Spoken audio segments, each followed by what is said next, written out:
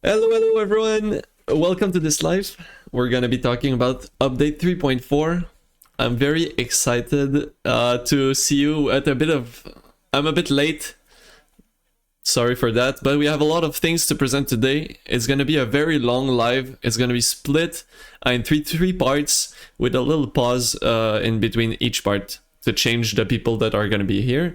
So let's start. I am with 3 people. We're gonna talk with the dreams. We are with 2 people that everyone got into this live. So Tal Shara, which is a server dev who worked a lot on the streams. He already came here.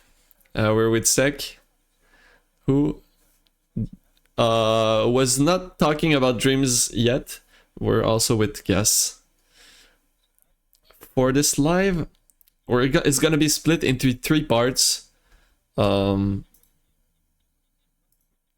the quality is bad. Sorry. Okay, so we're gonna be talking about the dev blogs. We're not gonna go into much more detail, but the goal is to present this and interact with you guys, answer your questions, maybe add some precisions onto some things that weren't really clear or that need a little bit more of information. Anyways, the goal is to build this live with you guys. We don't know exactly how much time it's gonna take. Alright, so let's start right away. This update is called Friends First. Obviously it's linked to the guilds, but first we want to talk about the Infinite Dreams. Just as a recap, there was a rework of the dreams on the update 3.3 that changed basically everything about the dreams. We had a lot of good feedback and we were satisfied with the update generally, but the goal is to go back onto it and keep improving it very, very fast. So we already identified a couple of weaknesses with this feature. The goal is to improve it based on your feedback. Yeah, we didn't wait very long. Right away with update 3.4, we're gonna try to improve the system of the dreams so that they're even more fun to play. I'm gonna let my people talk. Tal Shara is gonna talk a little bit about how did it evolve from a point of view of the fights. Before we talk about the fights, actually, the goal is to do a recap of why we want to make a bunch of small updates week after week. We avoided that because it's a feature, a very complex feature. There's a lot of interdependence between the different elements. We need to update the monsters difficulty, the bonuses. Yeah, a lot of things that we tried a couple of adjustments between 3.3 and 3.4. Notably to the pushback damage. But we wanted to go and do more in-depth changes. Yeah, we want to change more in-depth, but using small changes, it's not really feasible. So we want to like do one big change. So that's it. Yeah, we're bundling all of the modifications based on the fights. Yeah, that makes it more coherent. The modifications are linked together and they make sense like as a whole. For the monsters, we made a bunch of different changes, notably on the RNG that generates the rooms. We saw some different scales. We adjusted the scaling. We can go point by point here. We changed the end fight for a dream. This is not easy to change because we have a lot of different opinions. Indeed, we have different opinions on that. we're gonna be focusing on the macro modifications instead of fixing problems here and there. We want to fix like a big change. The end game, the end of the dreams boss, we iterated with a bunch of ideas.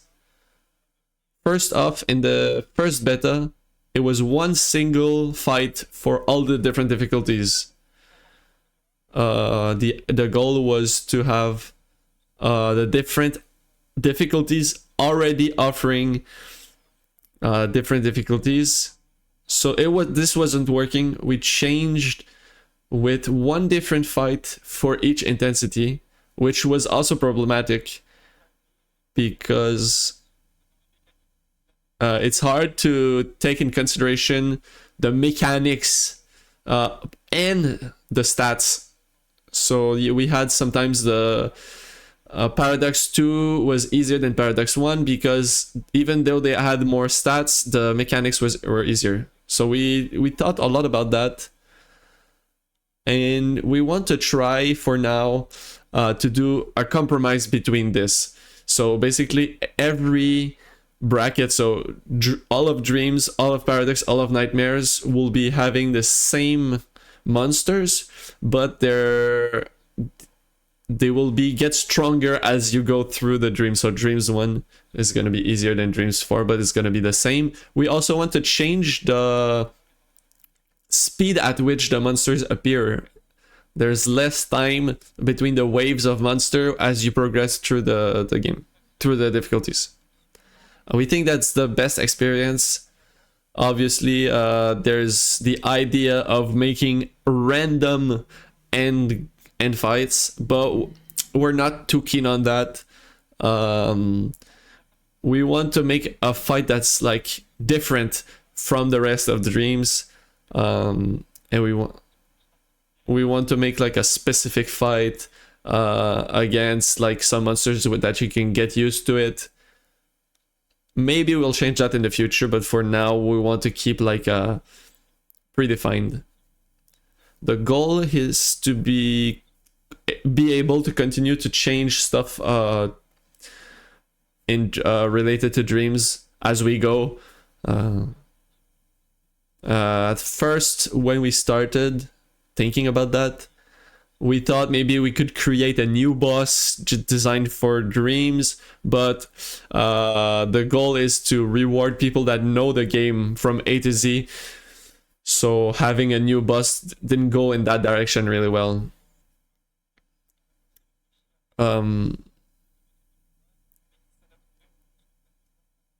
We also thought like making a monster that had very little mechanics but would benefit from the same bonuses that the player would benefit. So if you take a lot of range, the monster will have more range, etc. But just to recap, it's the same monsters in Dreams, same monsters in Paradox, same monsters in Nightmare, 3 waves in each. The only thing that changes is the stats and the scale between the time between the waves. Okay, now we're talking about wanted monsters in Dreams. Just to do a recap of like what happened historically. At first we put all of them, and this caused a lot of problems. Some of these bounties were designed to be like alone in the fight, so when you scale their stats, they had like infinite amount of HP. Some mechanics also were not very modern or didn't really fit with the other bosses. So we decided to remove them to make the Dreams the most interesting, and now we are gonna add them.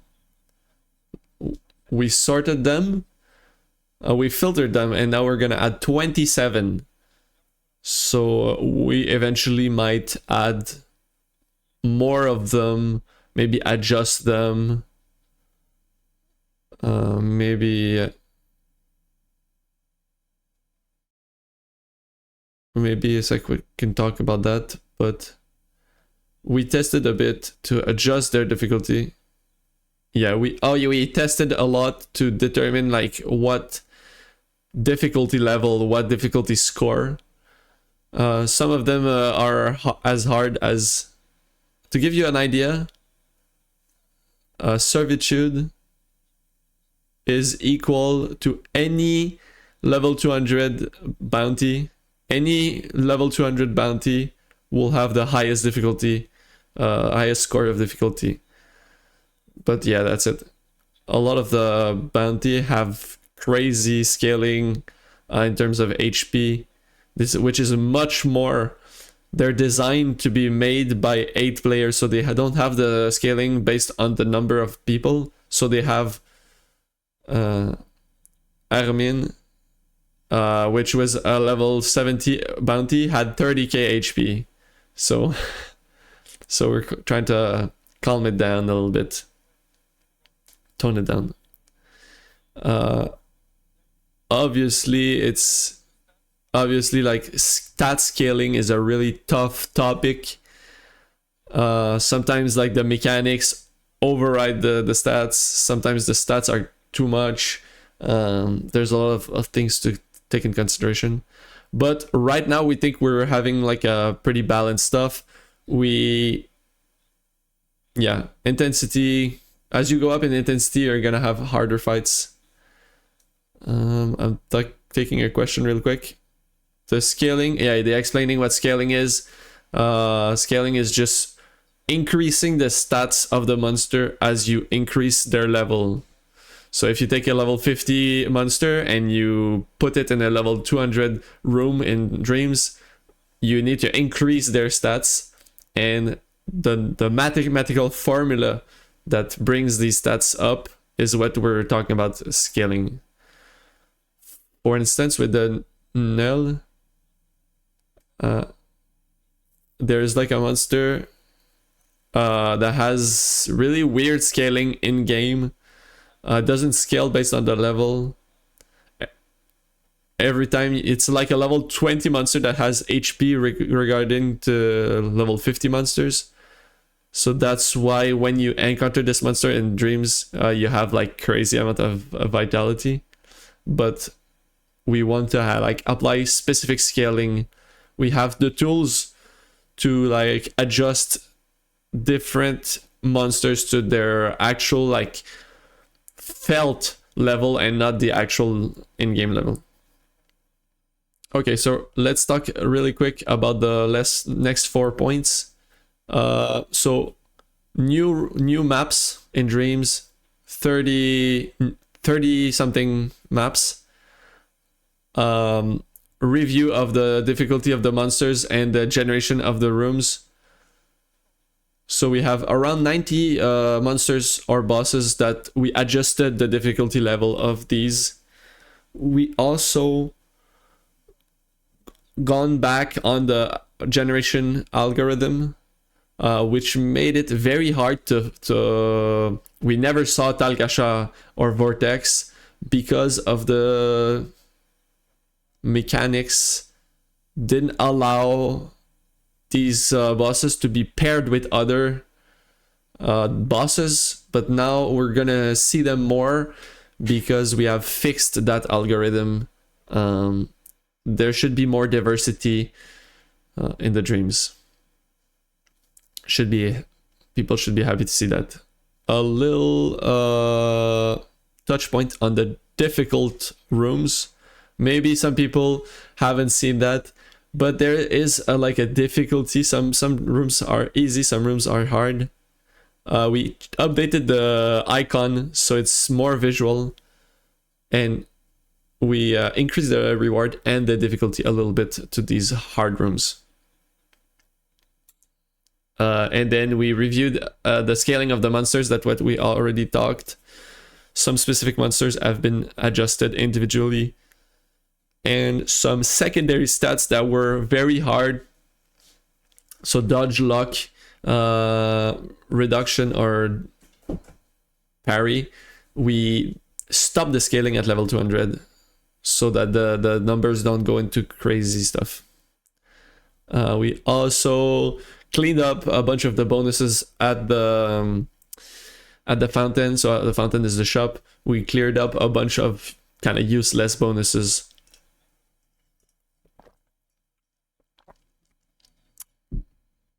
Some oh yeah, that allows legendary items like Jessica to still be relevant in dreams, because before this, the dodge of the monster was scaling too high. The Jessica wouldn't be like giving any value.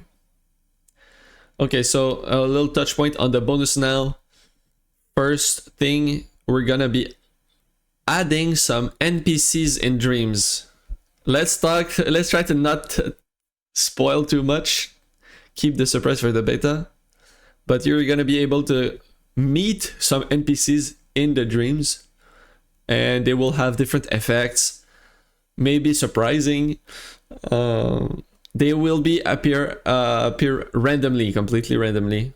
They're very rare, but there we go. We can that spices a little bit of the dreams. Add some spice.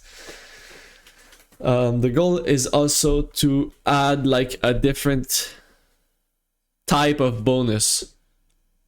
So we have some types of bonuses in the fountain, and these NPCs will have bonuses that will impact the run as a whole, so more in depth. So these bonuses will be very specific, so that they would allow you, for instance, to move through the map, go back, maybe like jump to another room. So to talk about the bonus, you can have like bonuses from favors, fountains, and in every room. But we updated a bunch of stuff. A bunch of the main modification that we did is about the damage. We, just as a reminder, we tried to add the pushback damage. We tried a bunch of different things regarding the damage. What's not really interesting is like everyone is spamming weapon. It's not really interesting. We weren't super comfortable about that. Basically, the mechanics are removed. You just spam some damage.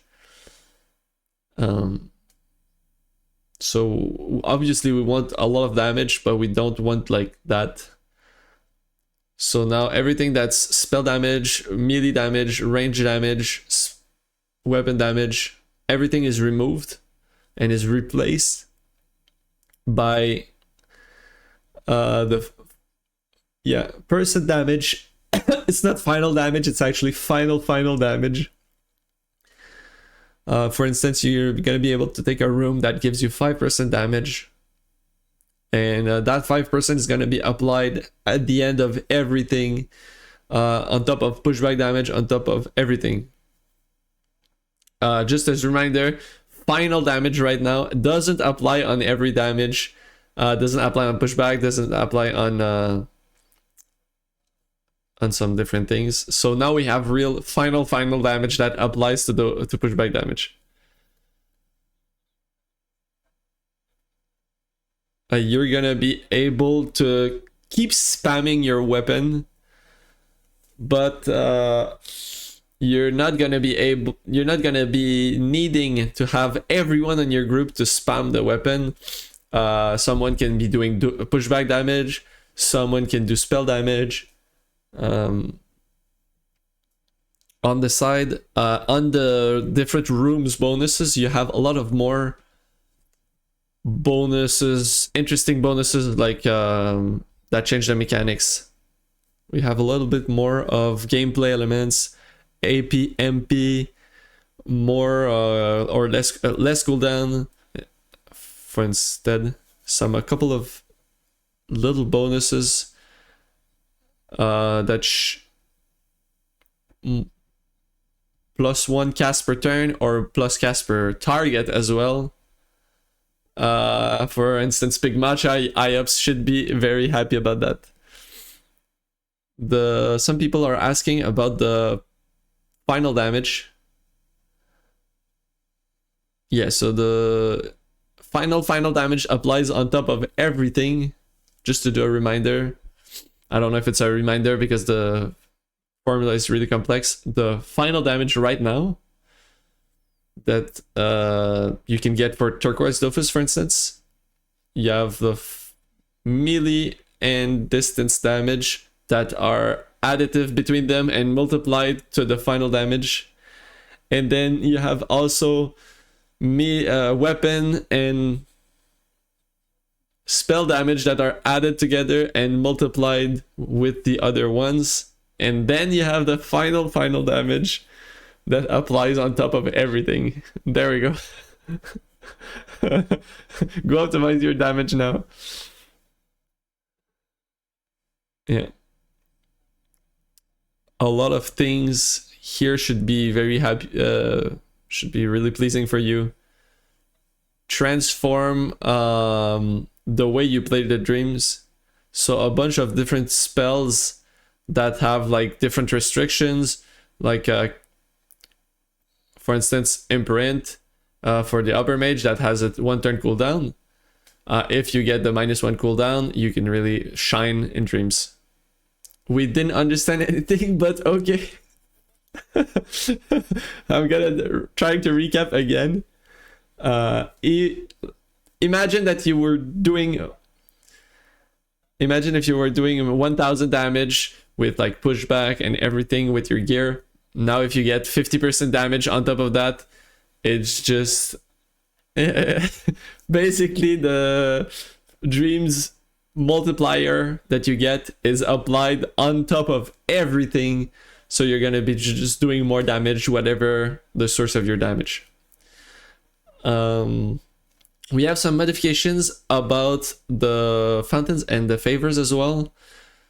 So in terms of the favors, they were avoided a lot because they weren't really strong. You would lose the dream points from a fight room from there.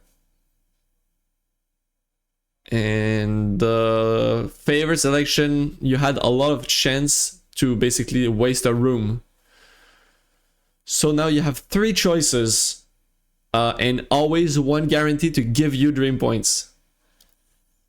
So if you have nothing interesting, you can pick the dream points, and the choice of should be very much more interesting.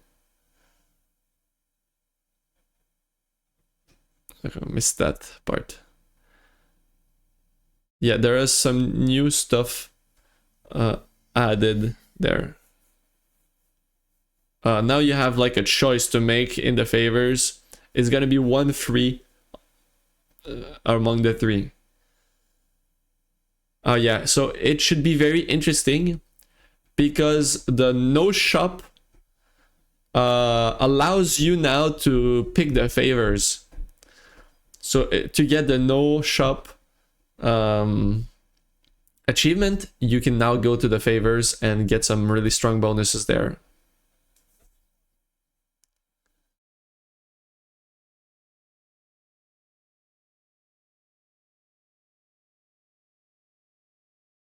Okay, so yeah, basically the final damage.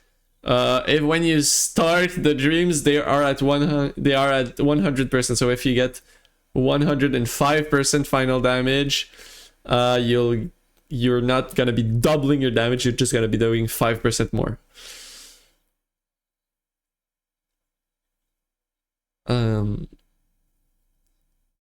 Yeah, the favors will try to make it a little bit easier. It's not, the goal is not to make the dreams easier. It's just, but it's gonna make a little bit easier to do the no buy runs using the favors. Like we said earlier, we have a lot of modifications at the same time. On the beta, it's hard to say if the difficulty is exactly the same level, because from one side, the scaling of the level of the monster has evolved a little bit on this beta. In Nightmare, it was 260 at the first bracket. It was a bit hard because you don't have any bonuses.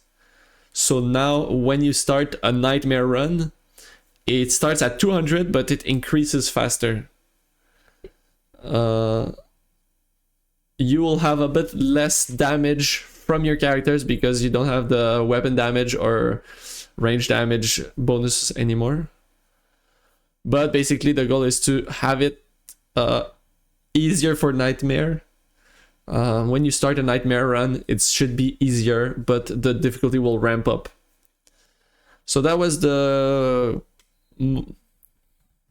most of it. Maybe we have one more thing to add. We increase the dream fragments, especially for higher difficulties. You can see that in the beta, but we heard your feedback. The goal is to make sure that Nightmare is really a try hard. So let's say it takes 4 times as longer. It shouldn't give you 4 times as much rewards. But the goal is not to make Nightmare the most profitable, but it will be more profitable than it is today. One more thing about the profitability. There are some modifications that you will be able to see. Be able to see tomorrow. If we talk about it during the live, there's gonna be some speculation, so we don't want to talk about it. But there's gonna be some changes towards the runes, I think. You're gonna be able to see it in the beta. At some point, we have to be decisive of where we share the information. I'm not gonna tell you what, but there's some changes coming to the runes. You can watch the beta starting tomorrow. You should be able to sell your runes a little bit higher. You'll be able to see tomorrow. In terms of speculation, you can interpret this as you wish. All right. That was pretty much it for the dreams, but the goal is to answer your questions. So we're gonna have a little Q&A session. If you have dreams related questions, we're here to answer them. If there are other topics, we can talk about it in the next parts of the live. So right now it's really dreams. The NPC in dreams are going to be allowed in the no buy runs. So it's not a buy, it's not like you're not going to buy something from them. It's just going to be they give you something. One question about the memories. To make the memories more easily accessible. It's not coming for this update, but we're thinking about some stuff to make it easier. Especially to go the specific room of a memory, to retry this specific fight without having to start over from the start. So if you die from a difficult room, we're thinking about that, but it's not going to be right now.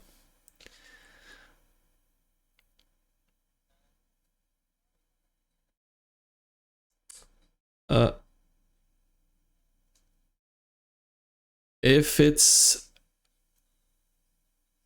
okay, if I'm level 199 and I go into dreams and my dreamer level increases, do I get access to my level 200 spell? The answer is no. What do you think about the frustration of not dropping a legend after doing 50 runs? It's not something that's planned. It's normal that it's really rare. And there's a like kind of bad luck protection with the dream fragments where you can buy a chest with 1 legend guaranteed.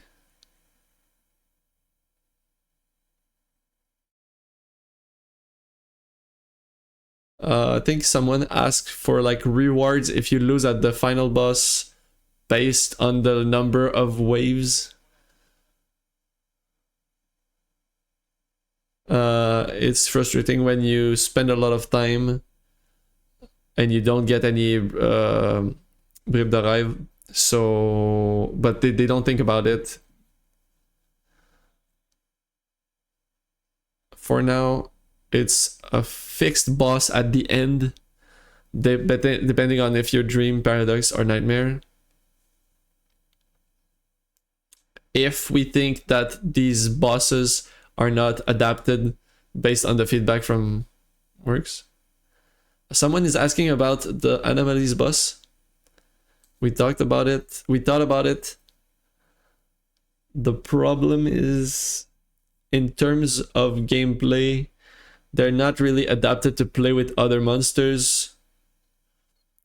So maybe 1 or 2 could work. Some of them are depending on the map. We could adapt them, but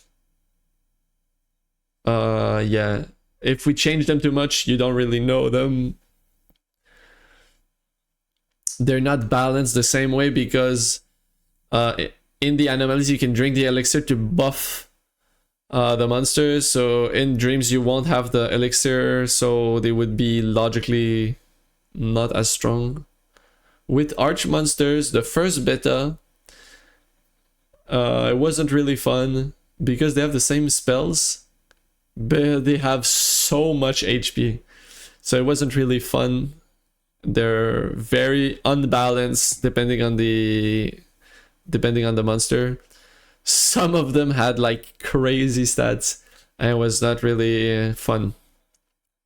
One question about the summons. It was fixed on the 4th of November. The summons now benefit from the cast per turn or cast per target bonuses. I'm looking if we haven't forgotten anything.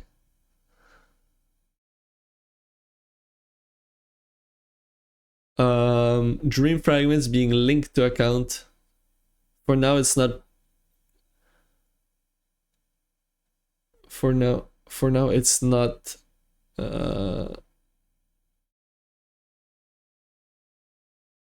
They can't be linked to. I'm not sure what they're talking about here, but no changes are planned.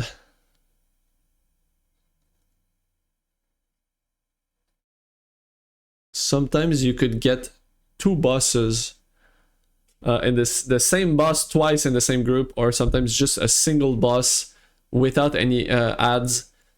So we changed a lot of things related to that. Yeah. Eternal Conflict and Servitude were appearing like just as a single boss in the room, and they should appear less now. No 8 loot dreams that's planned. It's not gonna happen. Which bounties are added and which bounties weren't added? Do you have examples of that? Gain was not added. Amy Fracassia were not added. But from those Kayulud, we toned down a bit of his stats and is really hard compared to the monster of his level. One more toned down Katsigru, Mr. Penguin. Some of the bounties from Frigost are represented a lot.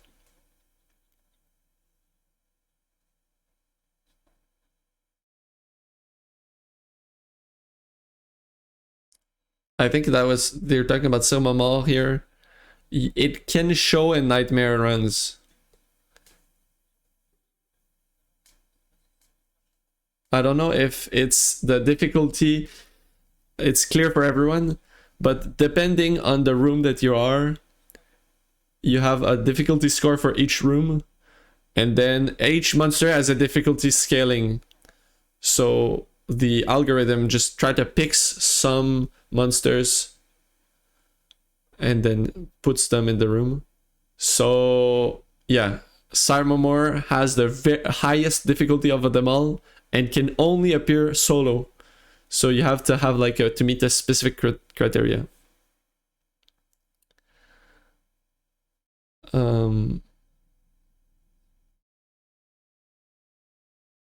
We have maybe, I'm not sure I understood that correctly, but maybe adding some more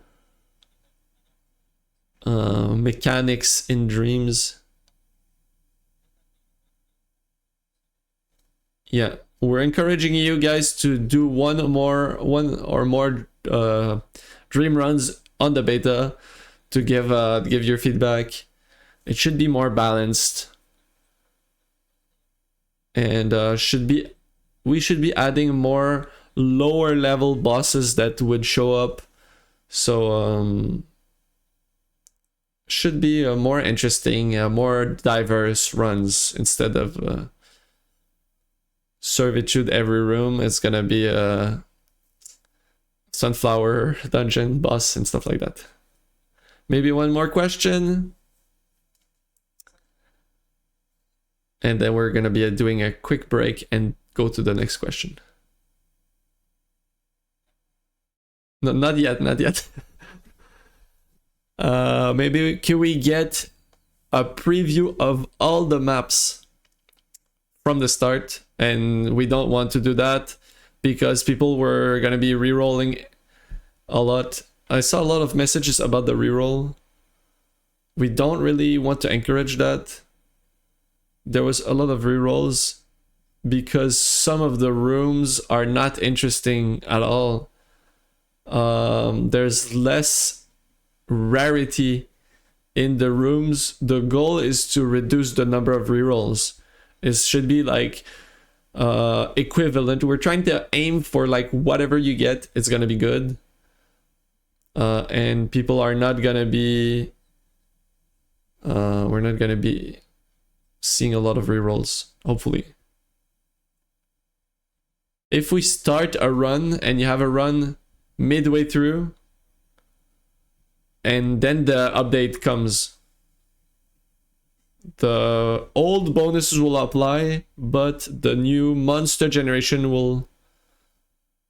We don't know if they're gonna have the NPCs for that run. I think the NPCs will be going into every run, even the ones that are started. The vortex is already there, already fixed, but you can delock him faster than dungeon. It has a special rules. How do you guarantee? How do you guarantee that with people? That's a hard one. People are asking, like, if you have different builds, how come? How do you want to, like? It's bad that you have to redo your whole gameplay to go in runs, but you can still play without weapon right now and still manage. But as the difficulty go up, it's harder and harder to not use your weapon. It's not balanced as it is outside of the dreams. The goal is to add the new final damage, remove the scaling of the secondary stats on the monster. The goal is to make the dreams more similar to how it is outside of the dreams. That was a tough one. You're gonna be able to have any build viable in dreams. Or yeah, basically the gameplay styles that you have outside of dreams should work now in the dreams. the final damage addition.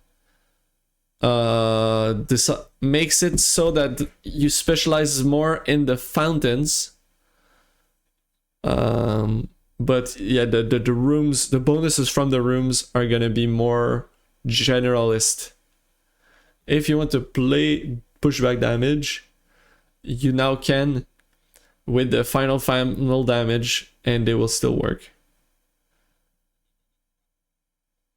And obviously the weapon damage will be smaller because now the bonus is gonna be only 5% and not 15.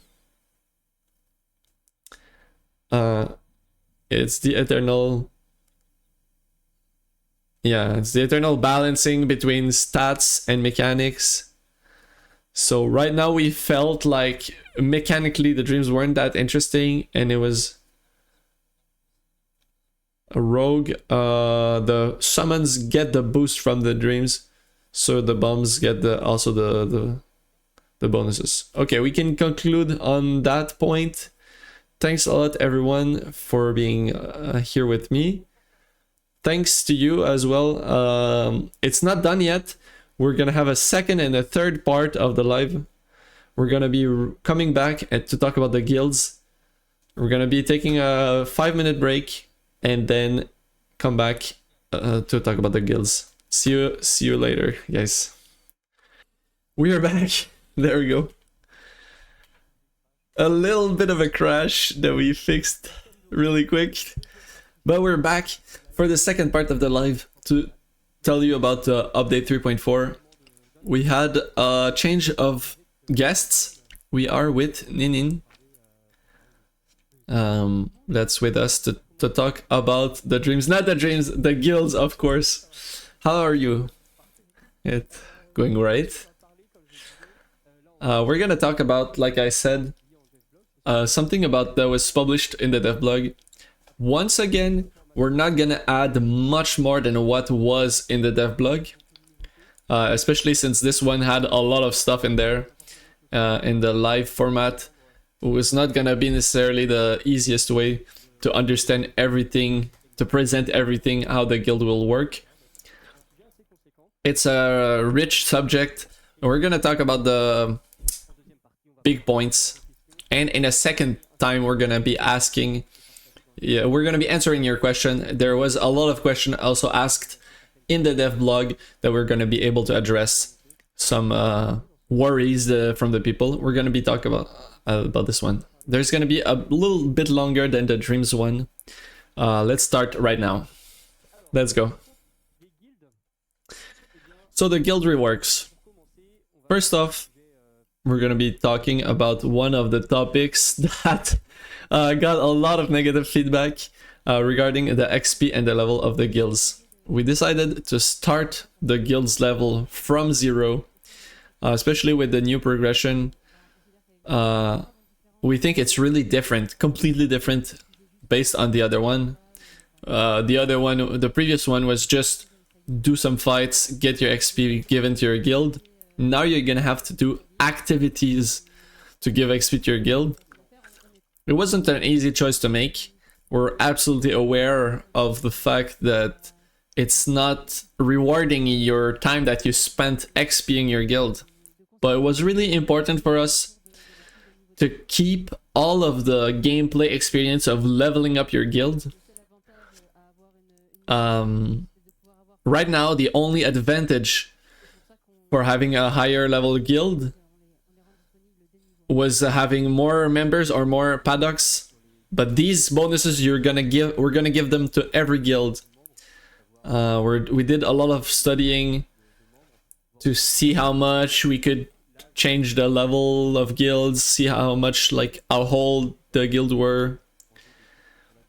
We can see some very, very old guilds in game, and we want to keep these guilds alive by giving all the old bonuses, so you can keep the same amount of players, but you're still gonna get the level reset to 1. There's now gonna be 20 levels. It's gonna take a while. We we think that it's gonna take more than multiple months to get the guild level 20, even for the guilds that are the most active.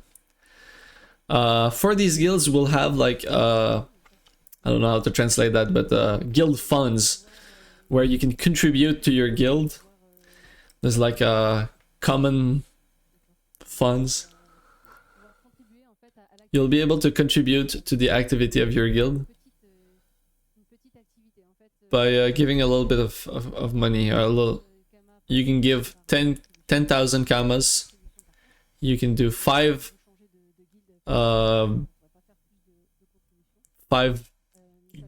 donations per account. This increases the activity gauge, and you also get guild tokens. And with these guild kamas, you'll be able to contribute to like the guild life. You can get buy bonuses for the guild. You can reroll some guild missions. That's why it's a common pot for the guild. I don't know how to say that, but it's really specific guild kamas. It could have named, the name is not not important. It's no longer kamas. It's really like linked to the guild. The leader cannot take all of these kamas and leave. It's not a tax because it is optional. You can pay the guild, but you're not forced to pay that tax. It's not a tax. And then there's a new feature, which is the pillar of this rework. It's guild missions. So that's how you're gonna get activity points, rewards. Every week there's gonna be a pool of missions, 12 missions that are generated, and from 6 different categories. Dungeons, just go beat a dungeon. Regulation is to farm monsters, for instance, fight some dark court monsters. Anomalies can be either anomaly guardians or farming in the anomaly zones. For dreams, it's gonna be a dream run at a specific difficulty.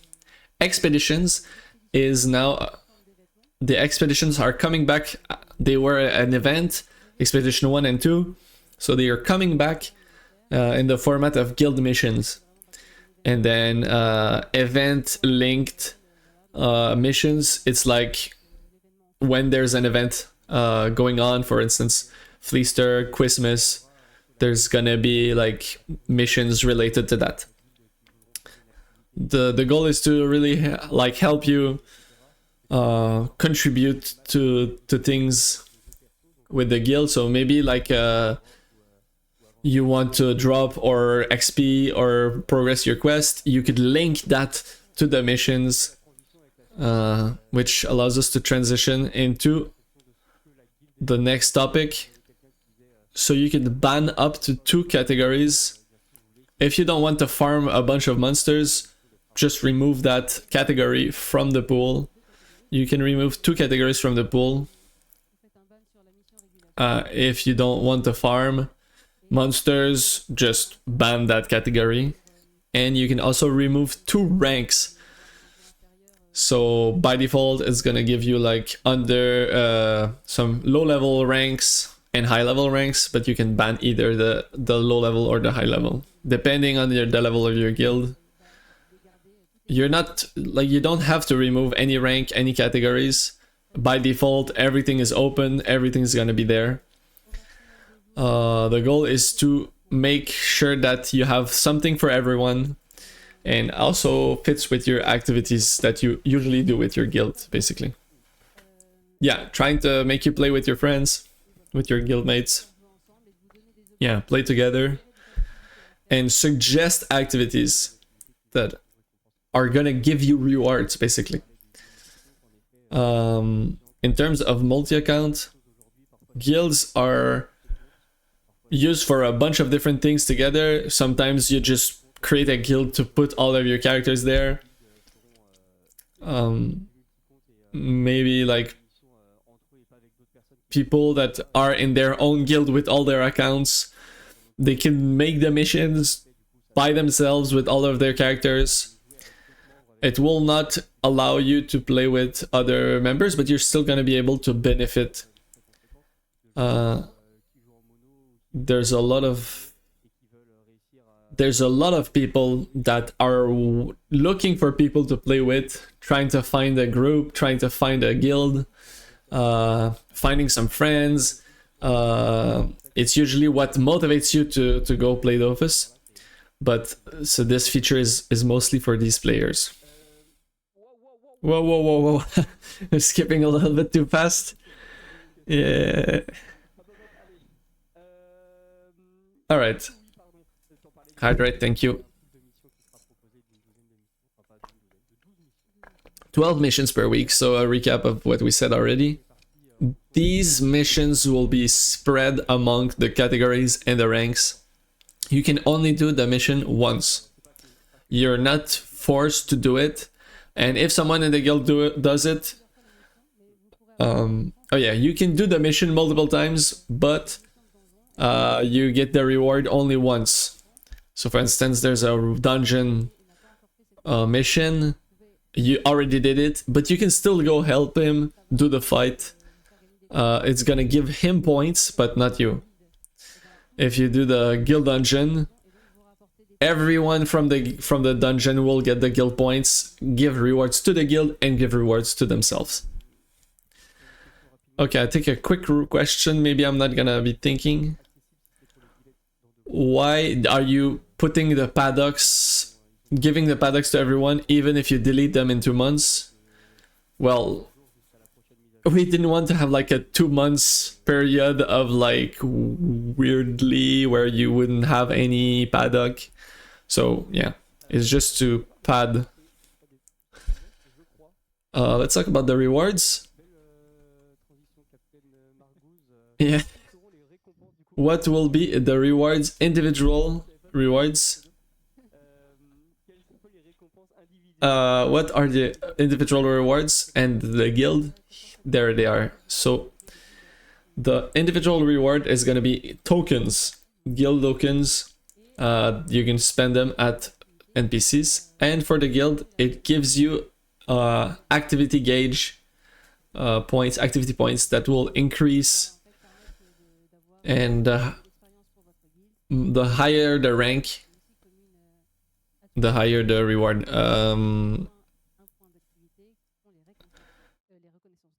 So there's also one thing that's called I don't know how to translate that, but reconnaissance de guild. Every member that gave at least 1 point during the week, you get that.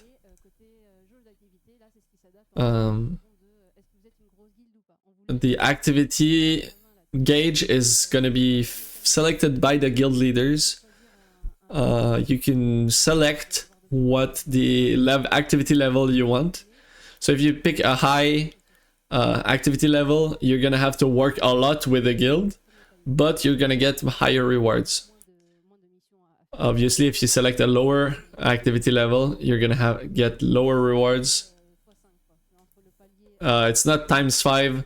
It's not like the smallest bracket is like twice. The highest bracket is twice as much as in terms of rewards.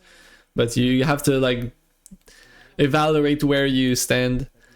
For the level 5, which is the highest, we estimate that you need a guild to have like fully populated and with at least 100 active members.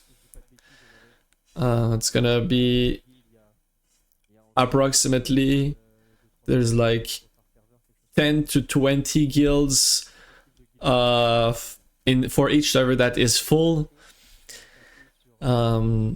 It's gonna be these guilds. We saw a lot of yeah, you can't change your, I'm not sure.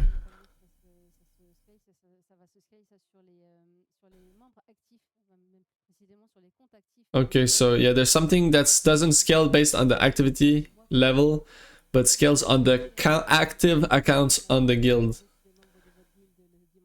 If you remove all of the guild members and you add them back to have like to try to abuse the system, it's not gonna work because these people will not be able to benefit from the bonuses. Were there PvP missions we added at first? No, we didn't add them at first. When we split the guilds and alliances, we thought alliances are for PvP, guilds are for PvM. We decided to not add PvP missions to the guilds, but depending on what we see and in terms of feedback, we could maybe add them. We thought about the missions to be like group activities. The goal is to be like to see yeah, we didn't see gathering missions because this is a solo activity. So yeah, that's it. We thought about the missions to be like group activities. Let's talk about the guild hall. It's like a place to regroup. With the Bonta and Bragmar rework in December 2021, there was a guild house that was added to Bragmar and Bonta, but wasn't used. But now it is time. 4 years earlier, we thought about that there's gonna be guild halls. Now we're actually putting it in the game. We're gonna add that to 7 cities. So the 7 main cities, you can go there and kind of be like a gathering place for the guild. Are you more Pandala, more Sophokia, more Bonta? If you were Zap sitters, you'll have one Zap specific for you guys. And this is where you're gonna be able to see guild NPCs to spend your rewards.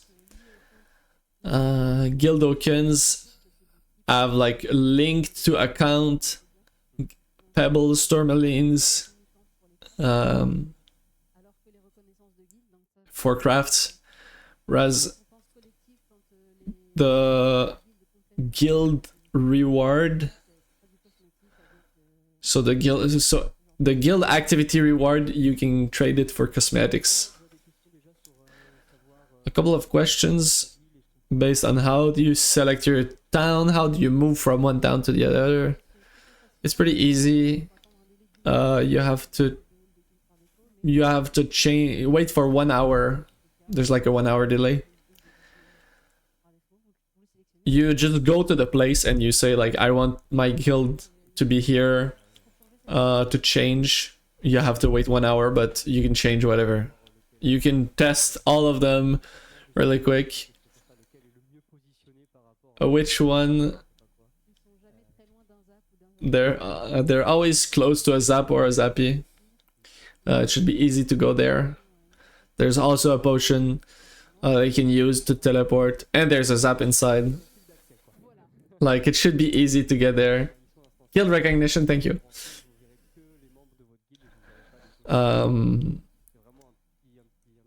When you go in there, you can see only your guild members and not the other players, so it's really like a... Maybe we can talk about the guild chest now. In the dev blog, we announced that the guild chests that were already unlocked, they would only be withdrawal only. Because guild chest access, well, the tabs, they are getting accessed by the level of the guild. So we thought about that more, and we're gonna see a different thing. 2 things. First, guild chests that were already unlocked will stay unlocked. Guilds that will reach the level that give reward, they will now have no reward. and the guild chests that weren't unlocked already. For instance, you put already a bunch of money in the thing. Okay, so the commas that you have spent to progress the unlocking of the new guild chest will be transferred into guild commas. Yeah, if the guild already has the chest tab unlocked when they get, it's not gonna be like 10 million. It's not gonna be 10 million commas into guild commas. It's 10,000 to 1, the ratio. Can we, a lot of questions about how can you personalize this. The guild can unlock the more and more beautiful looks, but it's gonna be fixed. You won't be able to change where the different elements are. It's gonna be like always gonna be look the same way. It's gonna look the same for every guild. One word about the delay to quit and join a guild. Right now, when you quit a guild, you have to wait 24 hours to join back. We're removing this, but we're moving this. Actually, yeah, so you can join and quit guilds wherever you want, whenever you want, but to be able to benefit from the guild bonuses, you're gonna have to be in the guild for at least 24 hours. So you can just move guilds fast, but now you have to wait to benefit from the bonuses. Can we fight in the guild hall? Like, can we do some duels? So I think maybe not tomorrow, but should be able to duel with your guild mates in the guild hall. Okay, we can show you a couple of examples. This one is the Brakmar one. Oh, here's a little bit of preview of the Brakmar guild hall. There's the missions are already there, but some missions, expedition missions, will need you to be teleported to a specific map. It's gonna be in a room of the guild hall that this will happen. Second example for Banta. We saw the 7 towns which will have the guild updates. I don't have Pandala, unfortunately, but yeah, all the 7 big cities will have their guild halls available. And I can also see like the facade, yeah, when you're outside you can see like the guild, your guild logo based on your guild. So the inside and the outside of the building will be reflecting your guild logo and stuff like that. I saw a question. Can we invite guests from outside the guild into the guild hall? We can see non-guildies. So you can go into the Banta guild hall when you do not have the Banta guild hall yourself. You can be chilling there. There's gonna be, yes, there's gonna be a potion. You can buy the potion with the guild tokens. Why do you not modify the Haven bag? When do you not allow the modification like the Haven bag? The Haven bag system, how can I say this? Kinda sucks.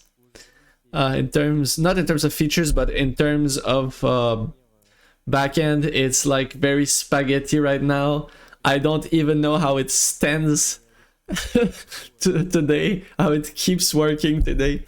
But this system is really unstable. We don't want to use that in the guild halls. so far, yeah, we're not gonna allow like this kind of fine-tuning.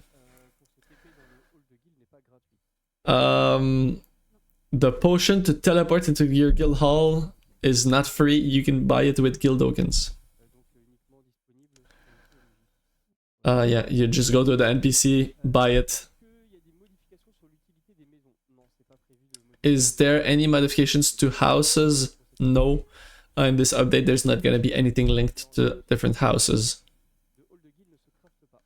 Guild hall potions won't be able to be crafted and won't be able to be sold. So you have to earn guild tokens, spend them in a shop, and it's gonna be linked to your account.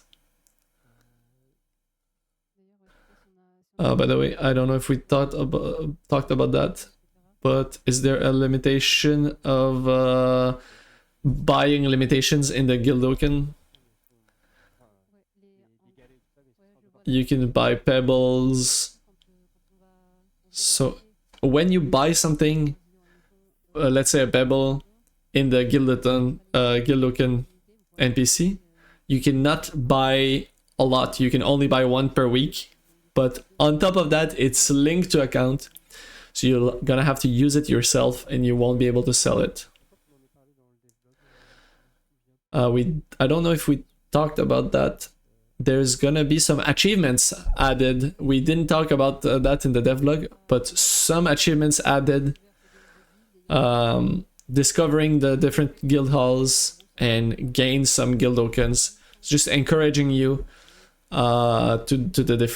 encouraging you to take part of the guild life, but it's not gonna be like something super difficult.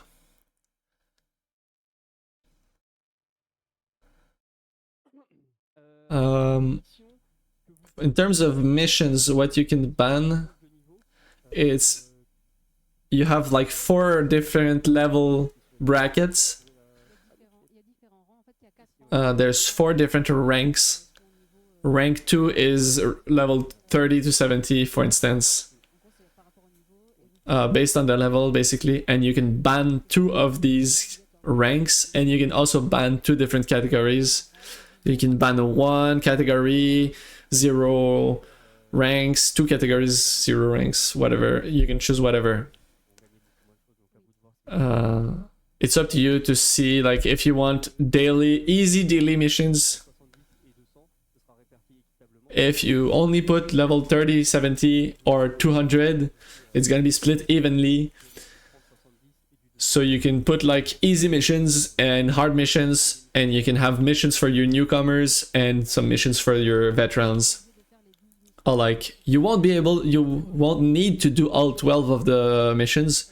It's in the balancing, it's expected to do 3 missions, 3 level 200 missions per week.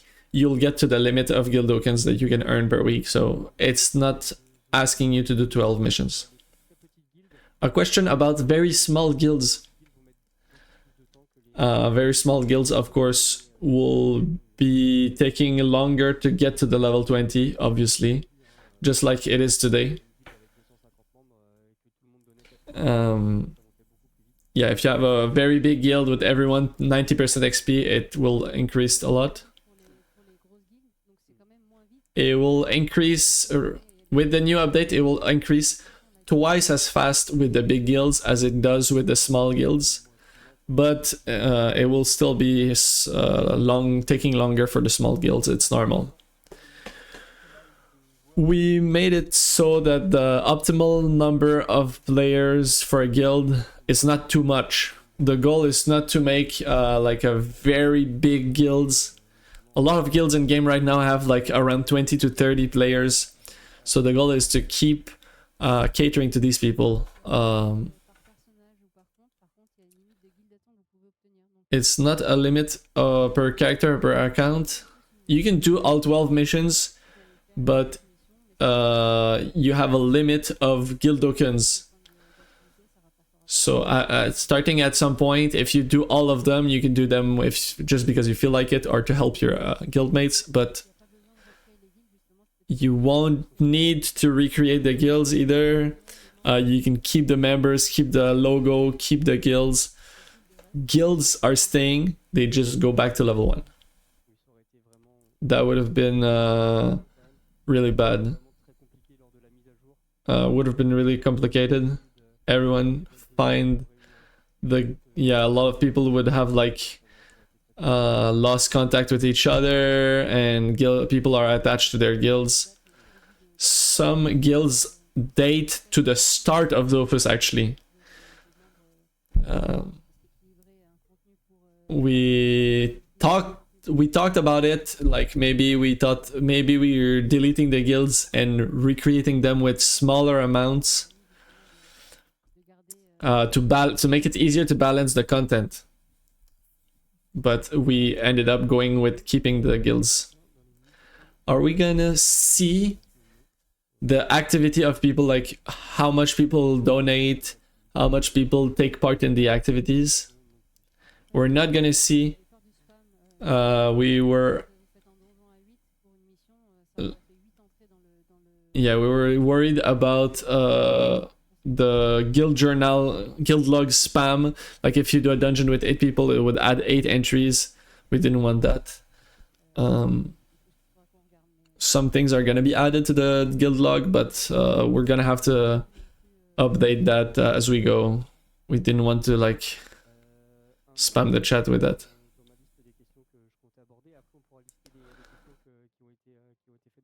Yeah, let's do a last question. Why?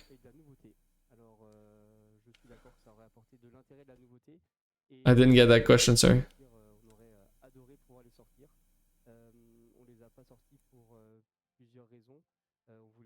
They didn't release something.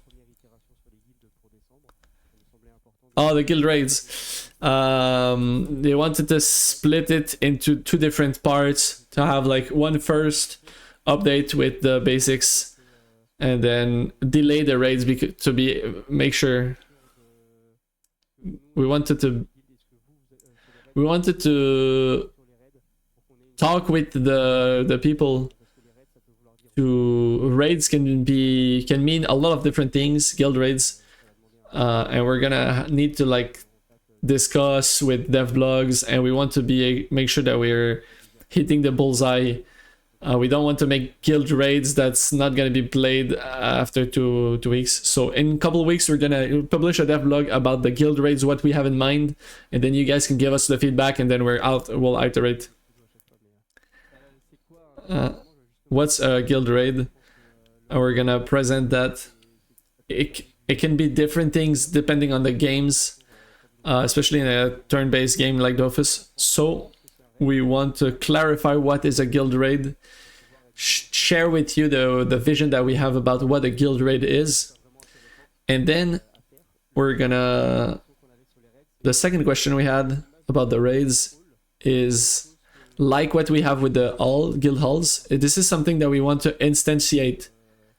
Instantiate is like a bit like Incarnam, where you have different versions of the same word, and you're in the Bonta hall, you only see your guild members. We want something like that with the guild raids, where there's an instance limited to your guild. Another group, 2 different groups can be like at the same place in a raid.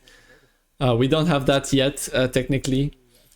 It's technically difficult to implement, so we decided to push back the guild raids to make sure that we have something robust, both technically and will be durable as well.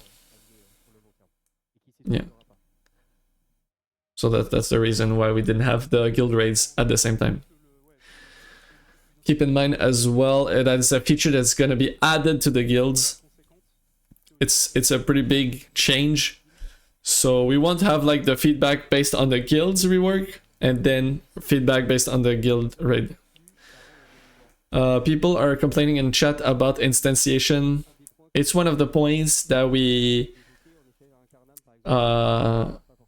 that's one we're talking about. For instance, in Incarnam, you don't see everyone. Guild halls seemed logical. For guild raids, In terms of the logic that we want for the guild raids, it's going to be necessary that it's going to be instantiated for the rest of the world. For instance, for HD marketplace of resources, we thought about that to instantiate these maps, but we decided not to because we wanted to have like lively maps with a lot of people coming in and interacting with each other, buying some stuff. So we're trying to not use instantiation too much. But okay, let's talk about the questions that were selected from the dev blog. We're gonna also we're gonna take some questions from the live as well. But these ones are from the dev blog.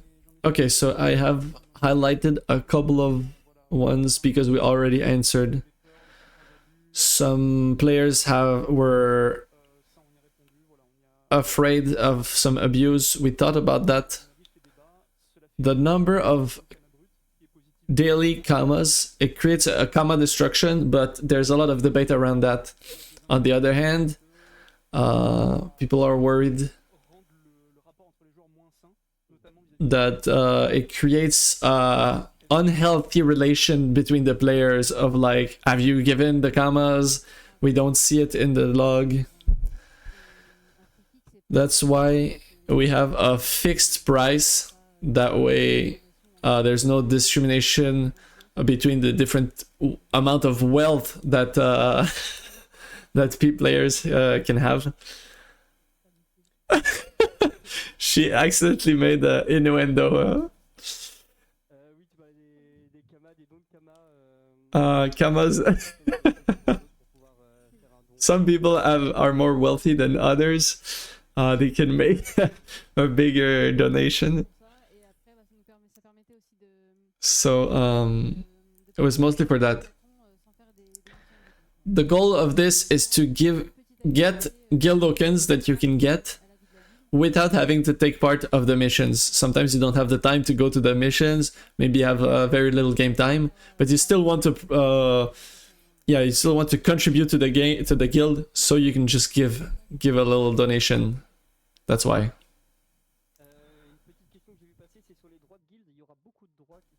A lot of guild permissions. A lot of people are asking about that.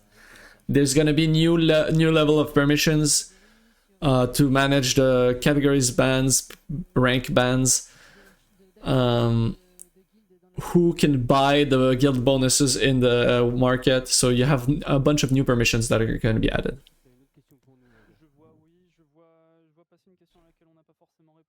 There's a question about the XP reset from the guilds. One of the question we didn't answer. If I have a guild from 20 years ago, do I get a reward? If someone that gets like, is the guild being old? Oh yeah. So if on the dev blog we're talking about a title, every guild, every character that was in a guild at the moment where the devlog released will get a new title. There's going to be a survey on the forum, so you can pick between the different titles, and that's it. Yeah. Players are asking about ornaments in the guild cosmetics. There's not going to be ornaments for now. Titles, yes, but ornaments, no. Maybe later. Could be possible.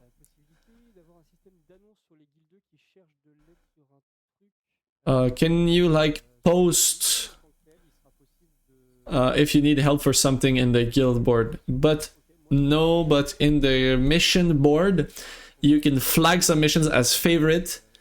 You can see like which people are interested in different missions to try to find like a good time that works for everyone. Or to go further than missions, we don't have anything yet, but maybe something later. We haven't planned a new system to add like official helping tool or LFG tool in the guilds. It's not gonna be that. We wanted to add at first events to the calendar. We wanted to add events to the calendar from the guild interface, but in the end we didn't do that in this update. Maybe with the guild raids we will add something like that, but the calendar and the guilds are unlinked as so far. Is there a maximum? Is there a max cap of XP? Yeah, so you have the activity gauge that you need to fill. When that activity gauge is filled, you don't get a more... If you get more activity points, it doesn't care. But you'll have to play a lot if you want to get the activity gauge to the max. We don't want to add a feature to remove your guild logo or to hide that you're part of a guild. We have the different vision where we want to like add new ways to showcase your guild. There's not gonna be a new... you won't need to like add new ranks. There's some new permissions that you can add to the current ranks. The current ranks will stay there. Some XP management rights permissions were removed because it doesn't work like that anymore. The XP management is like individually by player in the client instead of guild by guild. Globally, I think we answered all of the question in terms of the dev blog questions. A lot of housing questions, instantiation and stuff like that. We can take one more question from the chat, or I'm gonna take the question about workshops in the hall. Workshops and resources. That's what we're saying. If there's too many things allowed in the instances, that means that no one is actually interacting in the outside world. We thought about adding some like gathering resources in the things, but we didn't want to create concurrence, like competition amongst the guild members, and we didn't want people to like just live always in the guild hall. So we want people to like go out in the world and interact with it. So we want to create a healthy environment in the guild, so no competition. One question about the XP blocking. We're talking a little bit in the dev blog. Guild XP is removed. Would allow some people to block their XP or limit their XP. We removed that from the guild to give XP. We completely reworked that system. Now we have a real option that's no longer linked to the Colosseum. In the option of the game, you can choose between 0 and 100% of the XP that you get. Whatever the XP, what XP you get. I can only get, you can ask for like getting only 50% of your XP. That will apply to like quest, achievements, every source of XP. If you take a new character on your account, and that's ×4, and you play with a friend, because you get so much more XP, you can put a 25% XP, and then you will be playing at the same pace as your friend. Maybe one last question from you. I'm looking at the main ones from the chat, but I think we're fine. We answered most of them.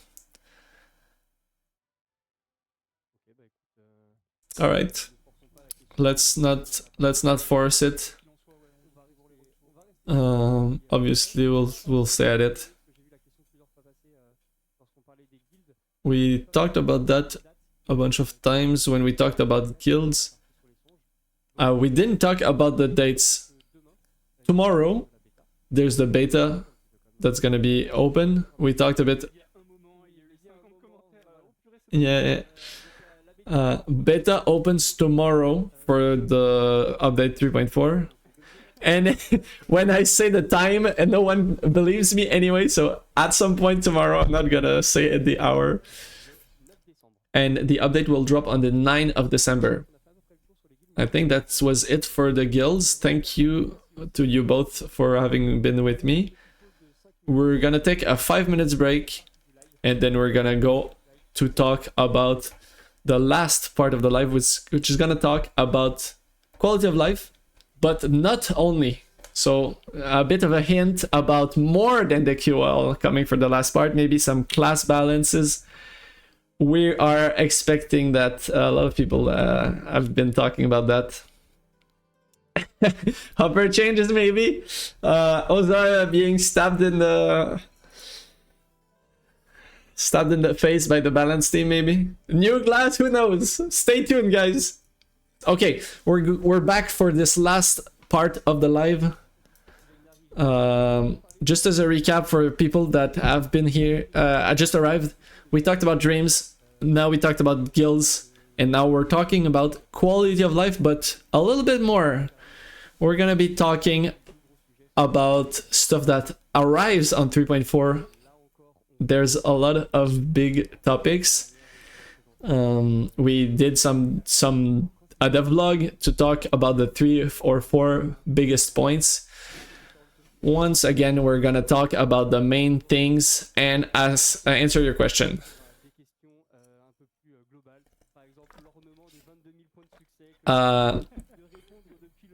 For instance, the 22k ornament is now the time to ask that question. I haven't. Yeah, Gas is still with us, but we have a new person, Itsis. How are you, man? A little bit nervous, but I'm happy to be here. Let's dive into it, guys. We've been live for 1 hour and 40. You've been listening to us for 1 hour and 40. Let's go fast through all of the topics. Let's talk about one big topic, which is the rare drops. So we add... we're adding the rare drop into the game. It created a lot of debate. What's the place of the drop in Dofus? Do we want everything to be droppable? Do we want to get some only specific categories to be droppable?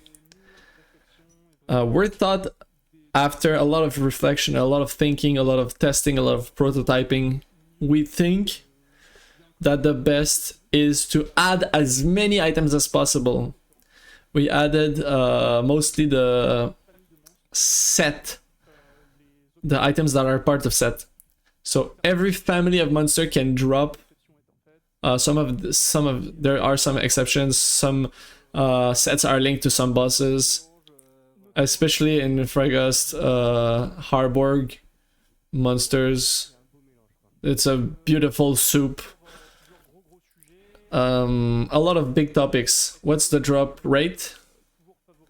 Do we still want to favor crafts over dropping? Can everyone drop? So here's the conclusion that we got to. The drop rate will be very rare. We want to have mostly crafting items. We want to create this scenario where you drop something, you get hyped. It is 0.01% to drop something. This is on the level 200 monsters. Starts at 0 versus 0.9% and goes smaller and smaller as you increase your levels. At the end, it's gonna be 0.01%. Anywhere you can drop. Perks cannot drop item. Prospecting doesn't affect the drops. There's a lot of debate around that, but we are firm in this decision. Prospecting will not affect. and you can only drop items if you have 50 levels of difference. If you farm your Gelano, if you farm at the same time, you get XP at the same time. You cannot drop your Gelano anymore. We don't want that to happen, so we give a little bit of leeway. There is one question. Challenges will impact. No, they won't. Absolutely no modifier will impact that drop rate. So it's always going to be 0.01%. Technically, that's what is the best. One last topic. One last point. A little point, actually.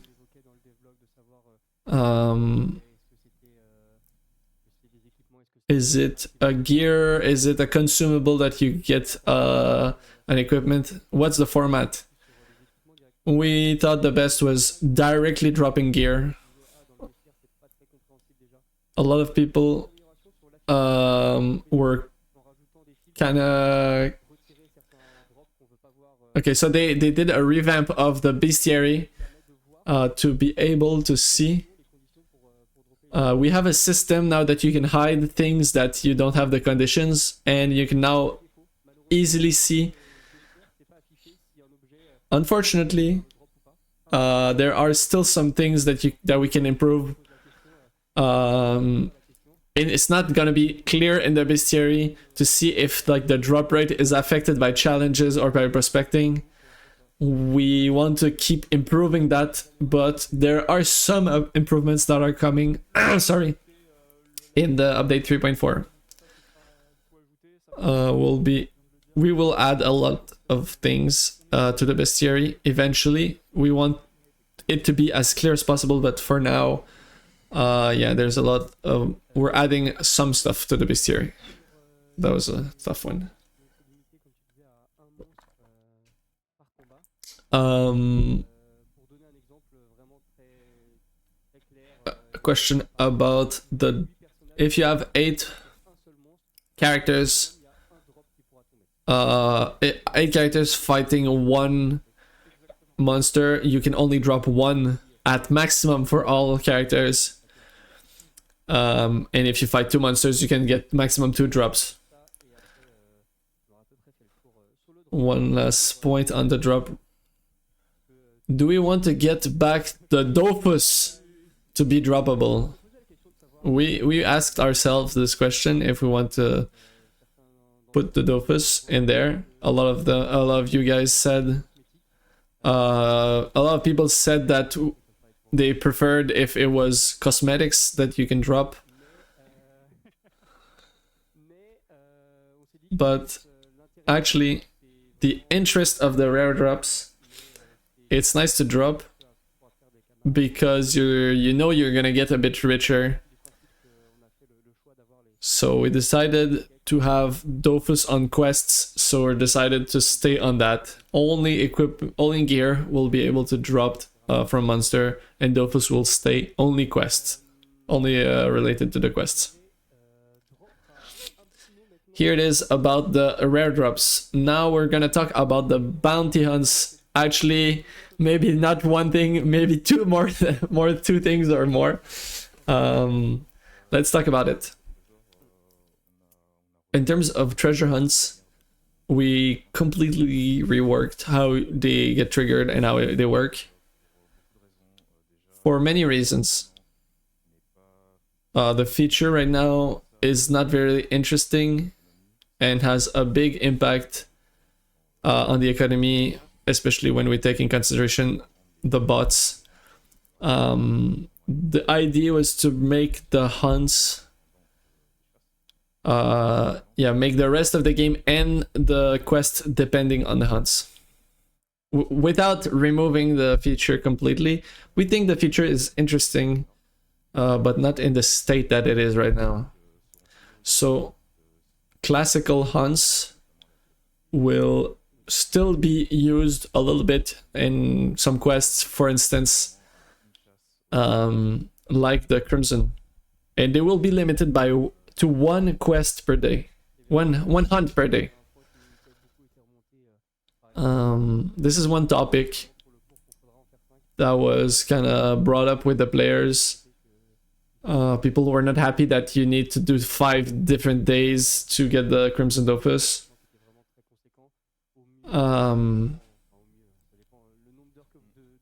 Depending on the... Yeah, if you needed to farm all the Roses of the Sand by doing the roses, instead of farming non-stop during 2 days, you're gonna have to spend 10 minutes every day during 5 days. Yeah. So we're gonna be staying with that 1 per day limitation. Some modifications based on the roses and on the tourmalines. A lot less recipes will have tourmalines in them. A lot less tourmalines in the recipes as well. For one instance, a level 200 recipe actually requires 15. Now it's going to be down to 10. And it's going to be completely removed from some recipes as well. There's 300 recipes right now that have tourmalines. Now it's going to be 100 only. On top of that, the tourmalines are no longer acquirable. You're actually gonna get them using doubloons. So doubloons are gonna be renamed into another name, I don't know, Aviton in French.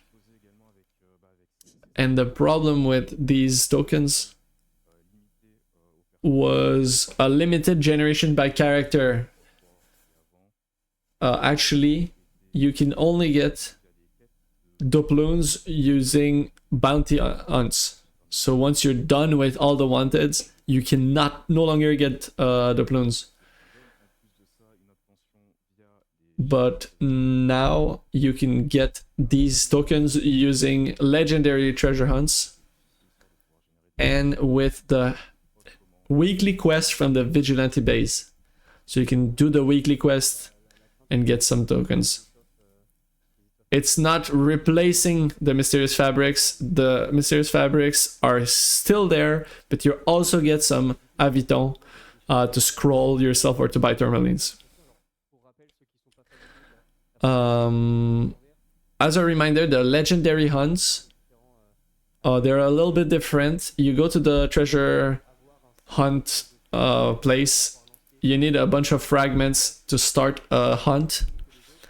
This quest is specific and it's a bit longer than the normal ones. Legendary hunts. On the bounty hunts, I think there's around 15 of them right now.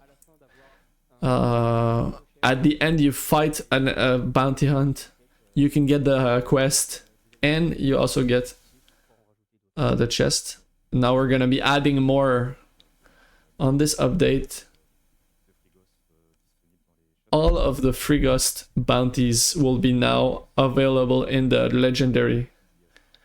And this adds 15 new sets from level 120 to level 200.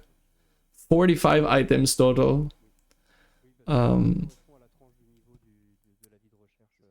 Yeah, so the set is going to be the same level as the bounty. Just like the ones that already exist. When you fight the bounty at the end, you get a chest with the resource. That resource is going to be used in crafting.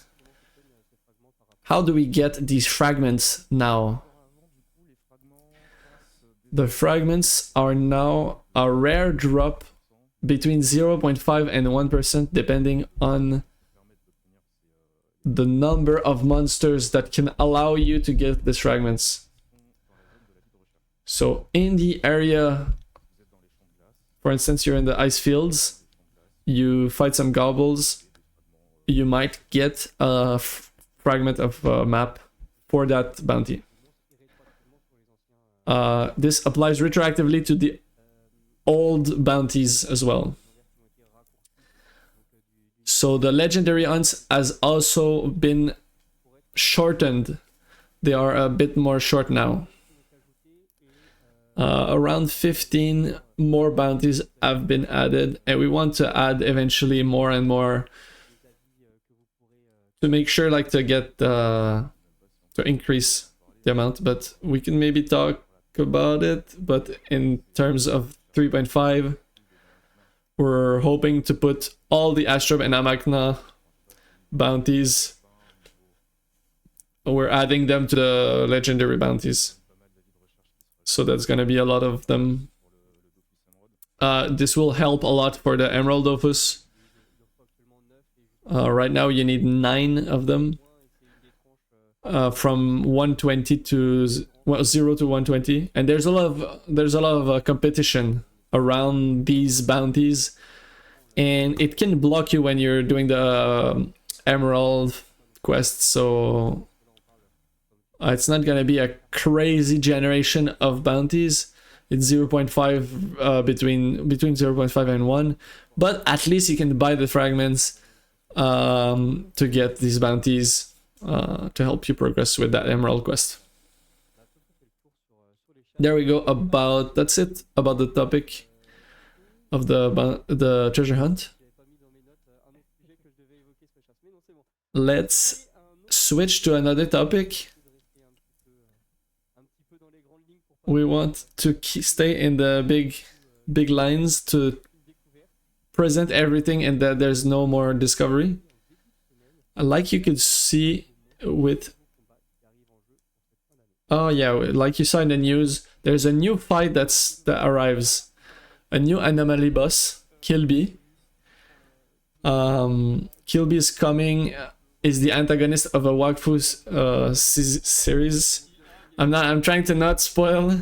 I'm not saying anything more, but this was when we reached 3 million Kickstarter funding with Wakfu season 5. Since to reward you for this, we're adding. This was the last bracket. That means Kilby is coming to the game. In terms of timeline, we're not respecting anything, but we can see it as an anomaly boss in game. Maybe one thing we can spoil: portals, Heliotrope. I'm not gonna be spoiling much more, but it's a fight that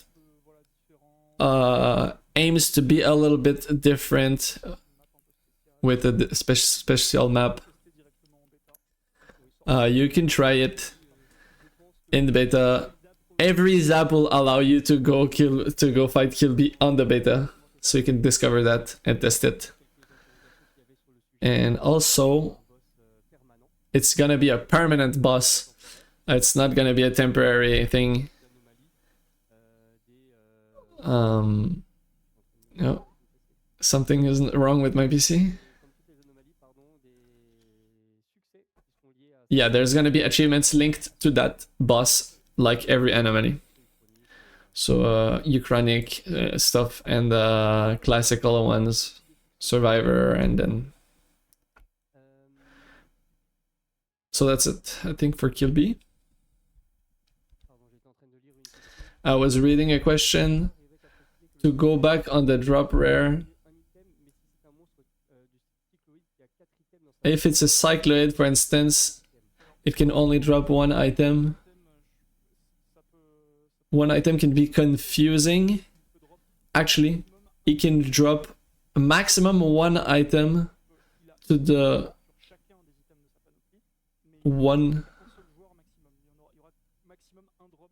maximum one drop per item for one cycloid. If you fight 8 people against one cycloid, you can get one example of the boots, one example of the shield, one example of the amulet. So you could maximum get 4 items by fighting one cycloid with 8 people, but only one of each. There we go. Trying to keep with the topics. We have a little bit of a technical problem here. If it's 1 versus 8 or 8 versus 8, you could technically drop Yeah, every cycloid has one item of each from the set and can give it maximum amount of ones. So if you fight 8 cycloids with 8 people, you could get... Okay, convention items are actually right now in rare drops. We made a modification. The new items that will be able to droppable... Okay, so starting from now, the convention items, so for instance Locust Shield, now the convention limited items that you can drop on monsters, you can now sell them. There's gonna be more cosmetic trading. Yeah, so that fits with the vision of dropping something valuable but rare on the monsters. I didn't get that. Okay, my technical problem is fixed.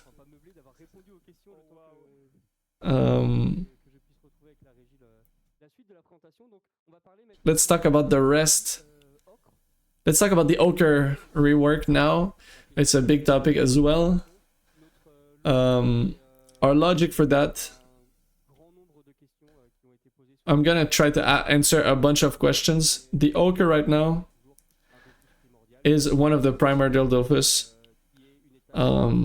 which is essential step in the main story quest, and as such we want to not completely destroy it or make it worth like 1 million, but to make it easier to obtain for the majority of the players so that it doesn't block your progression through the main storyline.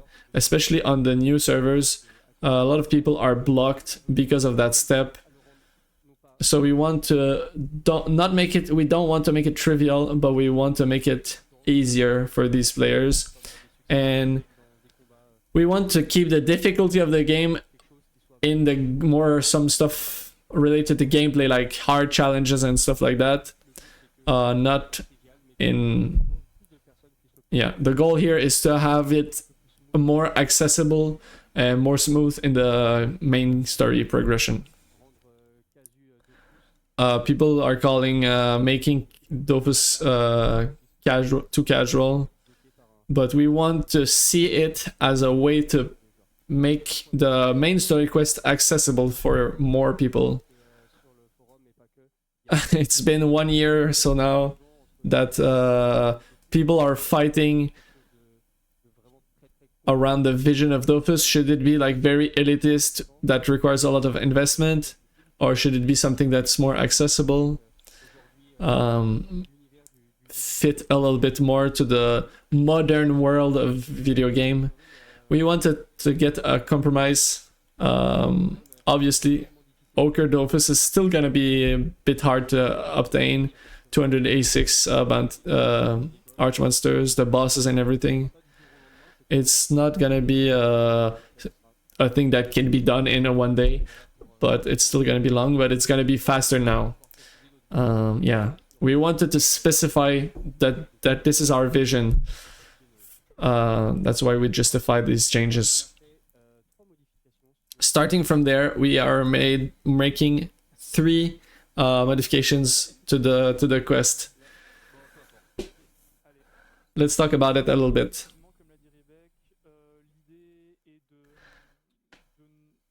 The idea, the Ochre Dofus creates a lot of competition in the game.